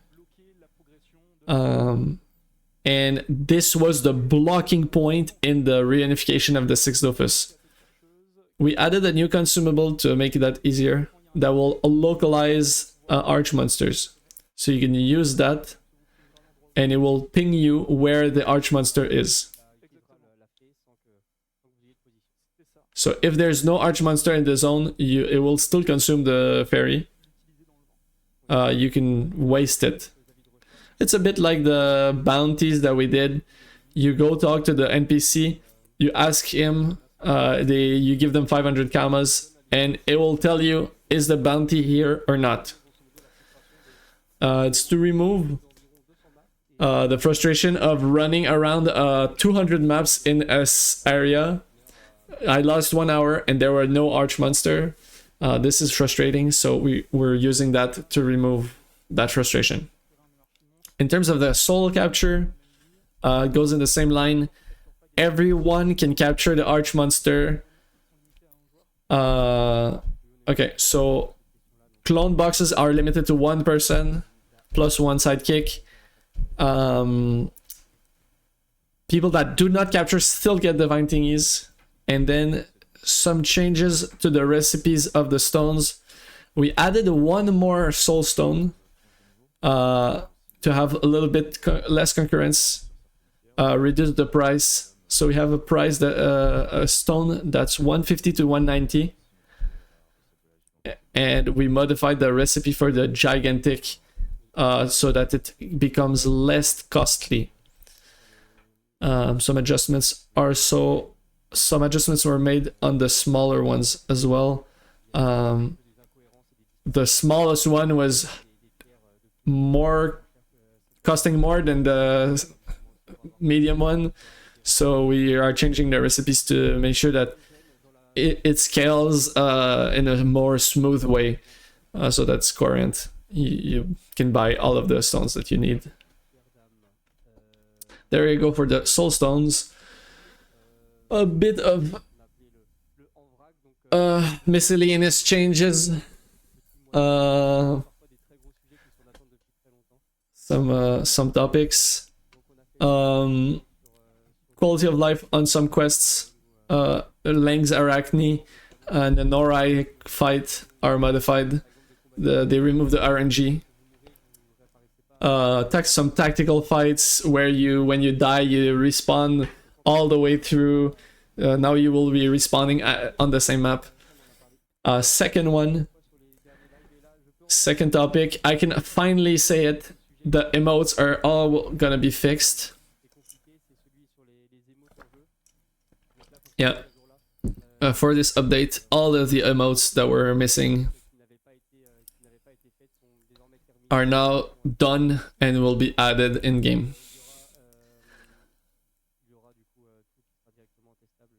You can test all of this as soon as tomorrow on the beta. We added some world maps as well in the shadow area, for instance. In the Dragon Labyrinth, there's no visual right here, but also Fragos 3, when you are on the wall and stuff like that, Nileza area, Ilizael and stuff like that, you cannot GPS anymore, and now the maps are better, and there's a world map to be able to GPS around. Only admins can teleport, but you guys can GPS around.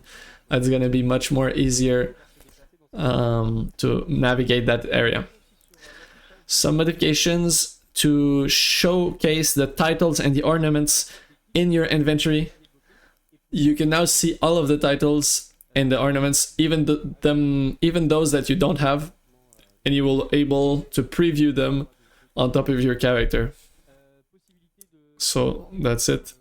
We also add the possibility to leave a dungeon. I added it twice to the slideshow. I don't know why, but if you die in a dungeon fight, you'll stay on that map, and on top of that, you have a button in the dungeon that you can click, and it will teleport you out of the dungeon without spending recall potion or to suicide in the dungeon.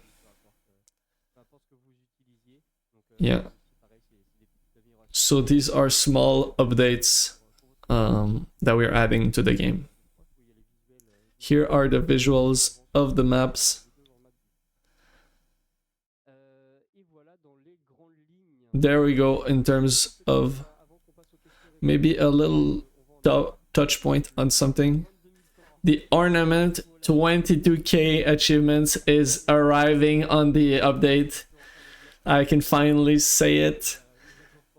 I was talking about it on the 3.3 update live, but there is one for this one. A bunch of different problems as well on the ornaments have been fixed. Sometimes they were too big, sometimes they were too small, sometimes they were just broken. Now it's better. And one last topic, we didn't talk about the live in terms of the share inventory, or the inventory using in terms of the bank being usable. Yeah, our goal was to be able to use these inventories from the bank and the heaven bag to craft and to sell items. We reported that twice because it's a very touchy topic. We saw a lot of tests that resulted in item duplication. Obviously, we want to release that feature when it's stable and robust. That's why we have to push it back. And it's gonna be there in the update 3.4. So it's gonna be available in the beta tomorrow and in game at the 9th of December. Again, one last point. Let's talk about balancing. So you get your notes out. It's been a bunch of updates that we didn't do some balancing because we were trying to stabilize the classes. Obviously, we did the OZA rework, but now for this update,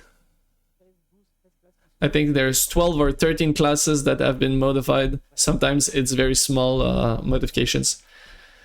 So a fast topic, a fast auxiliary has been a bit of nerf on the utility and a little bit of a buff onto the strength. In terms of the rogue, we have better bomb survivability, uniformization of the effects that have been applied on the bombs. You have synergies between the ambulant bomb, the moving bomb, and the mega bomb. I'm sorry, I don't know all the names. Sadida, with the rework of the summon points, we decided to allow to have multiple copies of the same doll.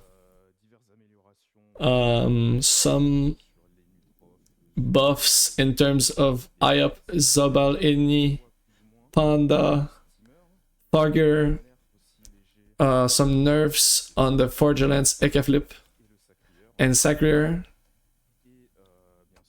and obviously the Ozamadas. A little bit more in-depth modifications in terms of the boost spells, summons. For the summons, we have more synergy between the different summons in terms of one single elemental away. A bunch of nerfs as well. Crit damage is going to be applied to the summons, specific summons. In the spell kit of the Oza, some boost spells will no longer boost all of the summons at the same time. We're gonna have to target them in an area. There's no longer like you cast a spell and it buffs everyone. Nerf of the self-healing from the Oza as well. But some buffs actually on the elemental spells. More damage, more AoE, constant damage, and more self-buff that only applies to you and doesn't apply to your team. One point on the upper mage is not updated on this update. We want to touch a little bit more to that class. Like we answered on the forum, it's going to be at the start of the next year that we're going to see some upper mage changes. Ujnak is not modified at all. FK neither.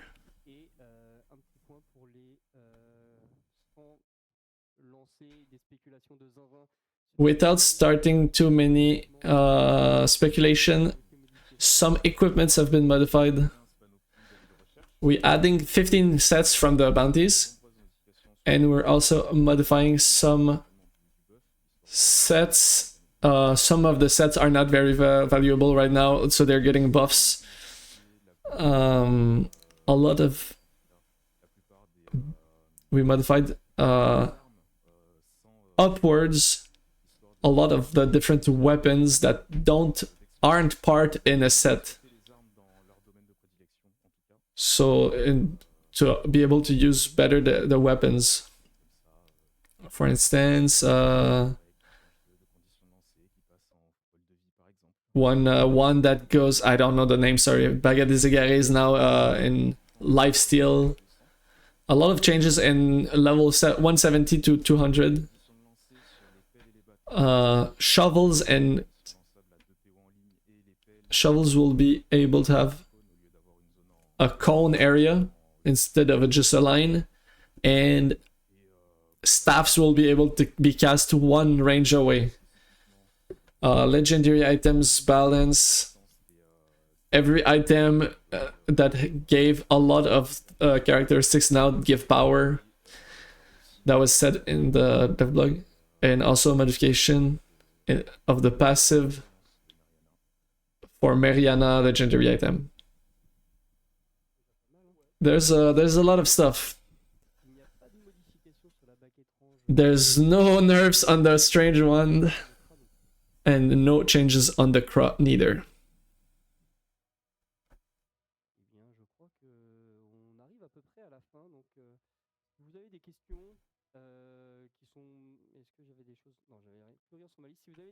If you have any questions on what we talked about, or you can ask any question about the 3.4 update, we are here to answer them.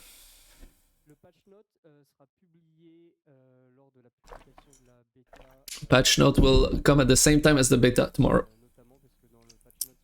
In the patch note, there's a lot of information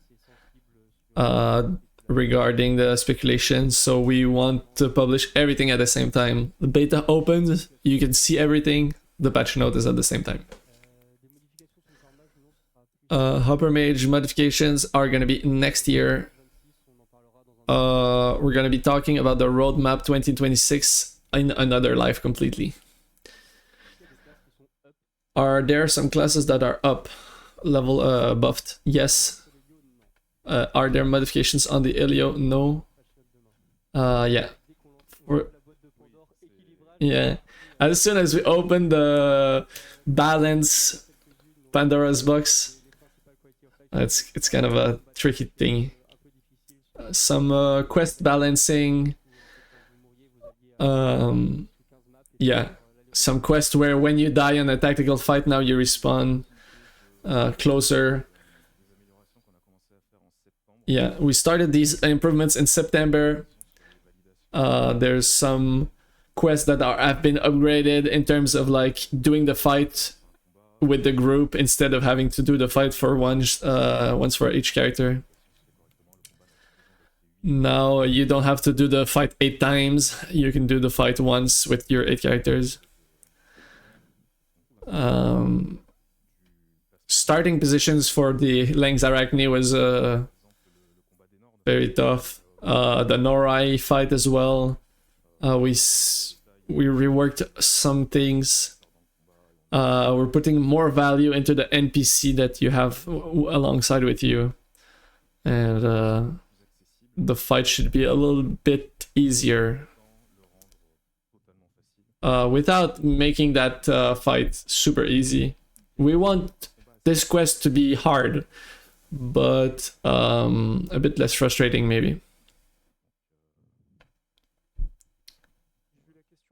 I saw the question about rare drops in arenas.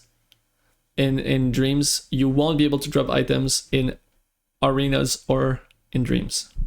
So the new items that. When do we get the update to the bestiary? We don't have any date to give you. For the beta tomorrow, do we get level 20 guilds to test all the features? No. They will be level 1.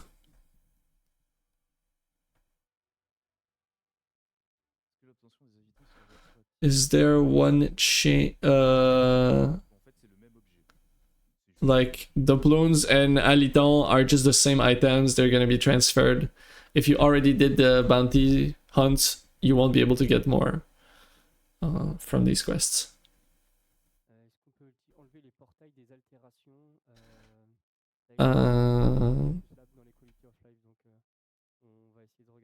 Can we remove the alterations around the portals? Maybe we're gonna talk about that. We want to see the 22k ornament. So I think he's gonna show it. I'm gonna try to find a visual of it. While you guys take some more questions.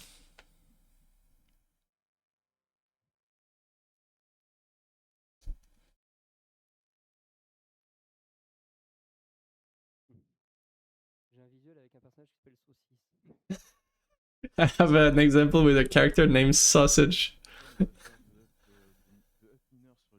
Why do you not make some small changes to the hopper before the big rework? We don't think that's what the class needs. Without reworking the formula of the hopper mage. We have a bunch of different ideas to improve the gameplay without changing everything. It's not gonna be like a full rework like the Oza. It's gonna just be using better the elements, the runes, and the elemental states. We're gonna get to see the 22k ornament. Is it warm where you guys are? Yeah, capturing 8 times the thing. It only applies to arch monsters. You cannot capture 8 times a boss by doing it once with 8 characters. Only arch monsters. There's not gonna be any subscription pack changes before the it's not in 2 years, the upper mage modifications. It's gonna be very soon. It's already in the calendar. Yes, there are 5 level 200 sets that are coming in 3.4. So Ice Knight, Glow the Rock, Egg something, Mekamut, I don't know if it's called that in English. There we go. We can see it. We see that character named Saucis.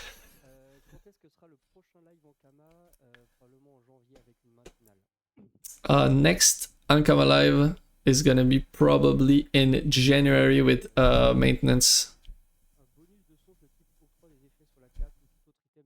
Is there a new dreams?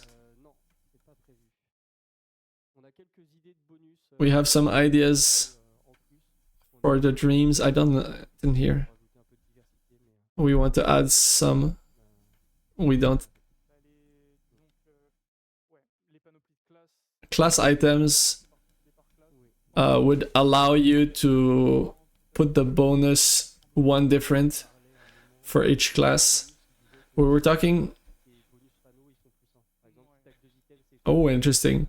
Maybe we thought about a bonus of like having +1 set bonus for all of your sets. But we didn't like that one because it was making people change their gear between the different rooms. We find some different bonuses from the class items that are more general, like +1 cast, +1 range, +1 whatever. We don't want to add the class item bonuses to the dreams.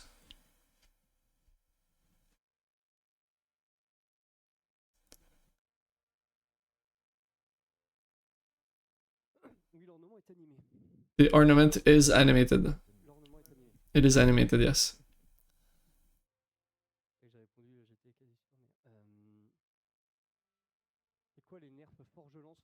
What are the Fortunate nerfs? You'll have to watch the patch notes. Sometimes ago we were went into the details of the nerfs and buffs. Now we don't want to do it anymore. It was taking too long. Just look at it in the patch notes. For legendary items,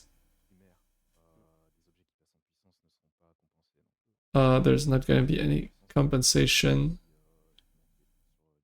We're giving the power, for instance, servitude gives 10 neutral damage strength, and now it will give damage on each element.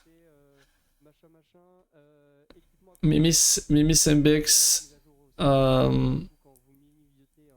can now be applied on some equipment that have conditions. When you Mimisymbix an item, it removes the conditions, so now you can equip the item as a cosmetic. Is there going to be some legendary item on anomaly bosses? No.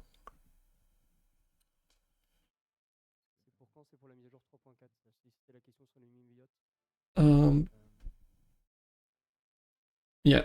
Mimisymbix is going to be for 3.4 update. It's hard to balance Kra. Kra is played a lot and it has a super simple gameplay. We want to keep the class 1 star in terms of difficulty, but it means we cannot put too many conditions. We have no Kra changes planned. Yeah.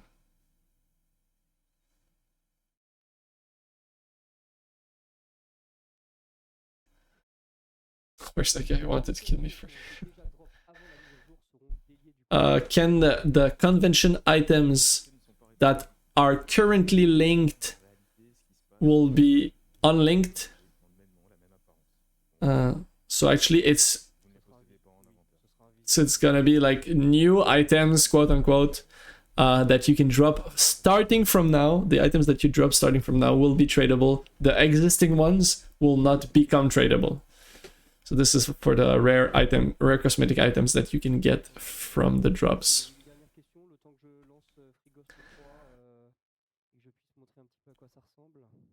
Maybe if you guys have one last question each, I'm gonna show like what Frigos 3 maps look like.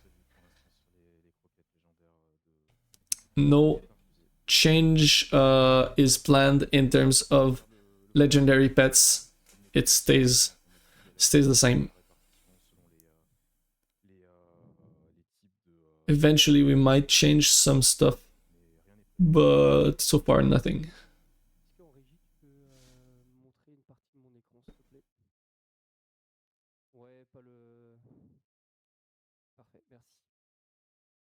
There we're gonna see a part of his screen.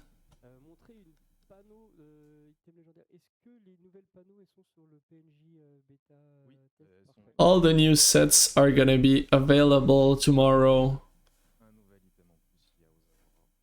There's one new Ozavora item as well. So here we can see the new Count Arborg map. Yeah, you can see like all the tower, see the different levels in terms of Nileza, Salar Climb, or misses. It shows on the map now. Should be much easier now for quests where you have to click on some stuff. Zone looks pretty much the same, but now it's more readable. Maybe one last, guys. So far it's mostly the same questions that come back. Is there a rework of the rogue planned? No. We also have Elizael area. There we go. You have like the Elizael area like that, where you can just click exactly where you want, and you're gonna be able to GPS around. If there's no more questions, we're good. We've been live for 2 hours and a half. That's a lot of stuff that we covered. I hope that this format of like devlog, recap, and then question is easy for you to follow. For us, we like that to be able to show you the info in the dev blog so you guys have time to formulate your questions. We will try to keep that format for the future. That way we can spend more time on your questions during the live. Thanks for being here. Thanks for everyone for joining me. Before we end that, 3 little things. Patch note is going to be live at the same time as the beta tomorrow. We don't know the time exactly. And the update starts on the 9th of December. That's it for the update 3.4. Thanks for everyone, and see you later, guys.